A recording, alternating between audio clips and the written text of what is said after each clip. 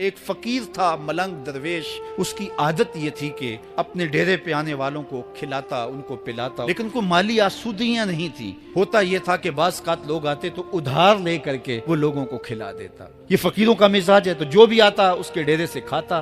وقت آخر آ گیا، جن لوگوں نے ادھار دیا تھا وہ سارے تقاضا کرنے آ گئے۔ اب بابا جی کو کیا فکر لاحق ہے کہ یہ میرے مہمان اور میں ان کو کچھ پیش کرنے کی صلاحیت نہیں رکھتا۔ ایک بچہ تھا، وہ کچھ سامان بیچ رہا تھا، پتیسا بیچ رہا تھا یا کوئی اور چیز بیچ رہا تھا۔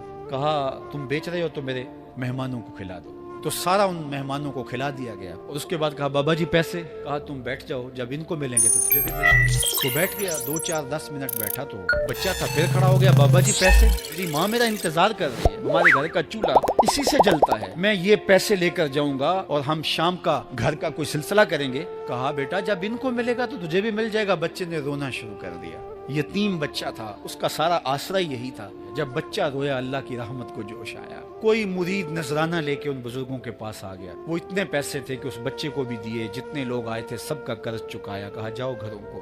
تو سب نے کہا بابا جی ہم صبح سے بیٹھے ہوئے تھے تو یہ نذرانہ دینے والا صبح سے نہیں آیا، تو اب کیسے آ گیا؟ کہا صبح سے تمہارے اندر کوئی رونے والا نہیں تھا، ایک رونے والا آیا تو باقیوں کا بھی کام بن گیا۔